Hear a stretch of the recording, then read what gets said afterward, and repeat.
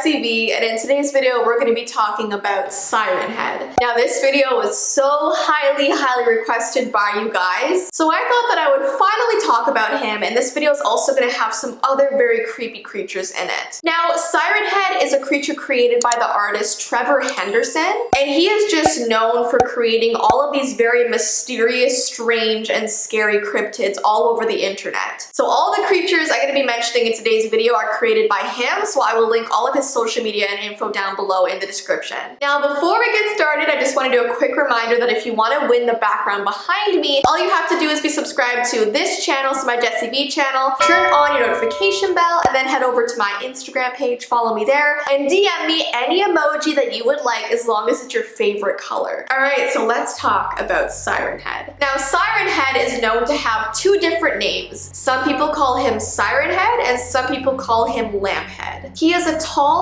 thin, humanoid creature with mummified skin and sirens on his head. And the sirens make many different sounds. Sometimes it yells out different words, sometimes it's just white noise, sometimes it spouts out random radio conversations, but any noise it makes, it's extremely loud and actually damages people's hearing. Now in my research, a lot of the sounds that I've heard it make is the sound of like a tornado siren, and if you've ever heard that sound, it is so scary and daunting. Let me just play you an example of a tornado siren.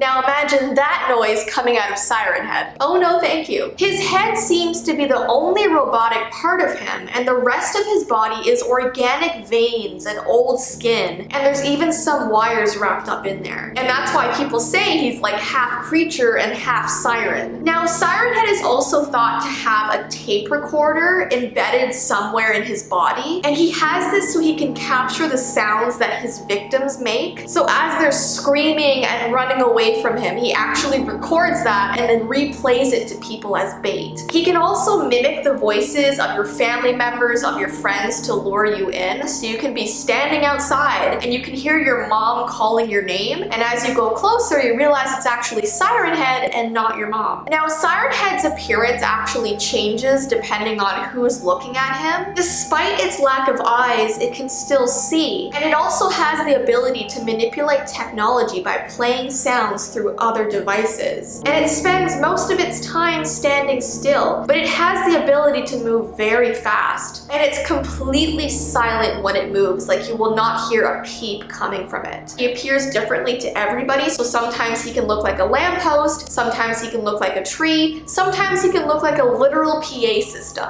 Now here's the very disturbing thing. Victims of Siren Head have apparently been found with their eyes and eardrums bleeding. And like I said, that's because the noises that come from his sirens are so loud that it will literally make any part of you like explode. Weapons do not normally work on this beast, and it has almost never been spotted in large populated areas. Its motives are currently unknown, and they might be completely alien to us. So you're not gonna find Siren Head in like a busy town, like for me in Toronto, you would never find Siren Head. But if you're out in the forest, if you're out in a small town, if you're out in a field, he might be there. People say to be warned if you ever see an out-of-place street light or street lamp that it might actually be him. For example, if you're hiking and you see a street lamp in the middle of like a forest, that's probably Siren Head. If you're out camping by a lake and you see a street lamp there, it's not supposed to be there. It's probably Siren Head. So just be aware of your surroundings, because Siren Head does disguise himself and can literally be anywhere. Alright, so the next creature by Trevor Henderson that I wanted to talk about is called Longhorse. Now Longhorse is actually said to be a hero and not a villain. Longhorse appears to be a creature that has a horse skull without a jaw for a head. Its pale neck appears to be infinitely long, with some pieces of a black mane hanging all over the neck. Now what's creepy is that every time it moves its neck, it makes a cracking noise, and his neck bends like a finger, allowing it to create as many joints as it wants, So its neck doesn't move like a normal animal's neck. It literally like bends in like weird ways and cracks. And a really weird fact about Longhorse is that people say he smells like cinnamon, which is very interesting to me. An ancient cave painting has also been found of the Longhorse around 3 humans. It is revealed that Longhorse has been around since ancient times. And if you look at this old cave drawing, it depicts that this Longhorse is almost like the human's protector. He's supposed to be completely harmless and actually warns humans of impending danger. If a human hears a neck crack or sees the long neck of this creature, the message is that a disaster will occur. So he literally comes to you to warn you if something bad is gonna happen. Kind of like how people say that seeing a crow on your property means something bad is gonna happen. It's the same thing with the Longhorse. Even though he's not an evil creature, you're not in luck if you see him. Another kind of cute fact about him, I know it's not like cute, but to me it's kind of cute because he goes up to people and actually offers them gifts like apples. And that's how he sort of shows his affection towards you. But what's strange is that if you yourself offer Longhorse an apple, as you give it to him, the apple will turn black and will like fall apart in your hands. And that means that he's accepted the gift. Longhorse can enter people's dreams. And if you stare at his neck for far too long without looking away, it would eventually crumble into dust. So if you literally stare at Longhorse for too long, he will literally just disintegrate. But apparently that doesn't kill him. He'll literally just come back just fine. But it's strange how that happens. And apparently Siren Head and Longhorse are aware of each other's existence, probably because they are complete opposites. One is a villain, one is a hero, and they probably don't like each other at all. Alright, and the last creature I want to talk about is called the Man in the Red Room. People also call him the Man in the Red Space. You might hear either one.